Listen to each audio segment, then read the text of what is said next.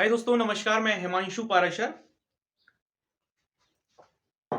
आज की वीडियो में हम बात करेंगे बेस्ट ऑफ 5 के बारे में। बेस्ट ऑफ 5 बहुत सारे स्टेट्स में चलती है, एमपी बोर्ड में भी चलती है, महाराष्ट्र में भी चलती है। बात करते हैं बेस्ट ऑफ 5 क्या होता है, क्योंकि इसको लेकर क्वेरी थी। मैं आपको एक बात बता दूं, ये सिर्फ क्लास 10th में रहता है बेस्ट ऑफ 5, क्लास 12th में नहीं रहता है। ठीक है, आप समझिए बेस्ट ऑफ 5 होता क्या है। मान के चलिए ये मैं आपको सब्जेक्ट लिख रहा हूं मैथ्स, ठीक है, इंग्लिश, ध्यान से सुनते जाइएगा, आपको समझ में सब आ जाएगा। साइंस, संस्कृत, यदि मैं एमपी बोर्ड की बात करूं तो संस्कृति चलता है ना, ये 4 सब्जेक्ट हो गए। सोशल साइंस, एसएसटी, ठीक है, और एक और कुछ भूल रहा हूं क्या, हिंदी, ठीक है। मान के चलिए आपके मार्क्स आए मैथ्स में 90, साइंस में आए आपके 80, एसएसटी में आए आपके 70, संस्कृत में भी आपके आए 90, और इंग्लिश में आए आपके 60, और हिंदी में आए आपके 70 मार्क्स। ठीक है, मान के चलिए आपके मार्क्स आए हैं क्लास 10th में 6 सब्जेक्ट के। ठीक है, तो इसमें होता क्या है बेस्ट ऑफ 5 में, जिसमें सबसे कम मार्क्स होते हैं उसको ये जोड़ते ही नहीं है। ठीक है, अब हम इंग्लिश के नंबर को नहीं जोड़ेंगे, हम 90, 80, 90, 70, 70, ठीक है, इनको हम प्लस कर लेते हैं। ठीक है, तो कितना हो गया ये पांच कितना हो गया, 170, 170, 260, 260, 200, 330, 330 और ये 400 हो गया, 400 हो गया।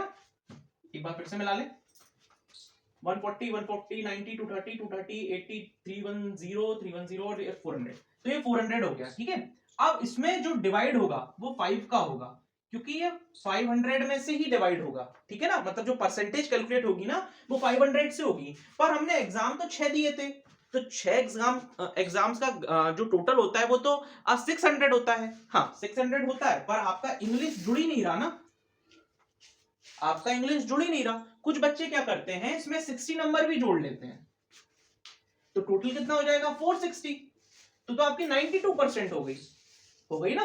पर इंग्लिश जुड़ता ही नहीं है इसमें, जिसमें मतलब आपके इंग्लिश नहीं बोलूंगा, जिसमें आपके कम नंबर आते हैं ना वो नंबर ही नहीं जुड़ते। ठीक है ना, वो ऐड ही नहीं होता, वो सब्जेक्ट ही हट जाता है आपका। ठीक है, तो आपका टोटल कितना बना 400, और अगर आप इसका परसेंटेज निकालोगे तो ये 2 जीरो से ये 2 जीरो कट जाएंगी और आपका 80% आ जाएगा।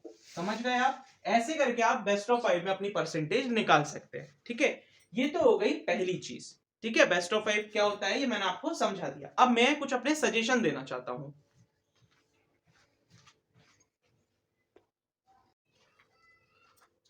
अब मैं बेसिकली अपने सजेशंस देना चाहता हूं ये बेस्ट ऑफ 5 को लेकर, क्योंकि कई सारी स्टेट्स में चलती है, एमपी बोर्ड में भी चलती है, मैंने सुना है महाराष्ट्र में भी ये बेस्ट ऑफ 5 स्कीम चलती है। मैं लिटरली बताऊं ये बच्चों को कहीं ना कहीं कमजोर बना रही है ये स्कीम। तो मेरी सभी से रिक्वेस्ट है, मतलब मैं यदि कहूं कोई भी मेरे को, यदि यदि कोई बोर्ड का सदस्य देख रहा है, जैसे एमपी बोर्ड में कोई ऐसा सदस्य देख रहा है जिसके पास ये पावर है कि वो बेस्ट ऑफ 5 हटा सके, तो उनको हटा देना चाहिए बेस्ट ऑफ 5। मैं इसके पीछे का एक लॉजिक बताता हूं आपको। देखिए अभी क्या हो रहा है ना, हम 2024 में हैं, बच्चे ऑलरेडी कम पढ़ने लगे हैं। अगर हम देखें तो कॉलेज एग्जाम में ही नहीं, स्कूल के एग्जाम में भी एक दिन पहले ही कॉपी उठाते हैं, बोर्ड एग्जाम में भी। तो मुझे लगता है कि बेस्ट ऑफ 5 जो स्कीम है ना कहीं बच्चों को कमजोर बना रही है।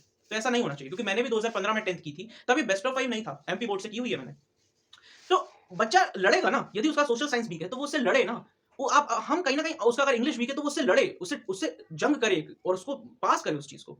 अगर आप एक सब्जेक्ट मान के चलो, अब किसी की टेंडेंसी बन जाती है, मान के चलो किसी के स्टेट्स में बेस्ट ऑफ 5 रूल एप्लीकेबल है, तो उसकी टेंडेंसी बन गई यार मेरा इंग्लिश वीक है, तो वो उस पर काम ही नहीं करेगा, वो काम करेगा मैथ्स पे, हिंदी पे, सोशल पे, साइंस पे, संस्कृत पे, खत्म। तो मुझे लगता है कि आप सभी से मेरी रिक्वेस्ट है कि बेस्ट ऑफ 5 जैसी चीज को हटा देना चाहिए।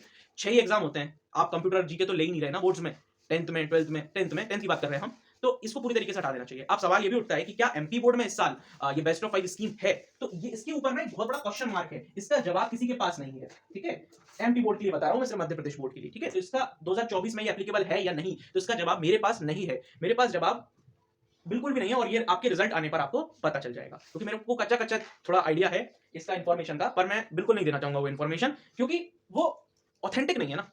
मेन बात ये है, थोड़ा बहुत आइडिया है मेरे को पर ऑथेंटिक नहीं है। तो it's all about the video दोस्तों। बाकी आपने जितने भी आपने एग्जाम दिए हैं, आई होप कि आपने सभी में अच्छे से मेहनत करके एग्जाम दिए हों। बाकी आपका जो भी रिजल्ट आएगा वो आप ही का होगा, क्योंकि आपने जो मेहनत की है वो आपके सामने आपको देखने को मिलेगी, है ना। तो घबराने की, परेशान होने की जरूरत बिल्कुल भी नहीं है। यदि बेस्ट ऑफ 5 होगा तो एप्लीकेबल हो ही जाएगा वो आपकी मार्कशीट में, नहीं होगा तो आप एक आदमी यदि सप्ली आती है तो आप उसको देने जाइएगा, क्योंकि वो आप ही की जिम्मेदारी है। जिम्मेदारी से भागो मत, आपको उसको फेस करना ही पड़ेगा, है ना? चलिए, थैंक यू सो मच दोस्तों, हम मिलेंगे नेक्स्ट वीडियो में।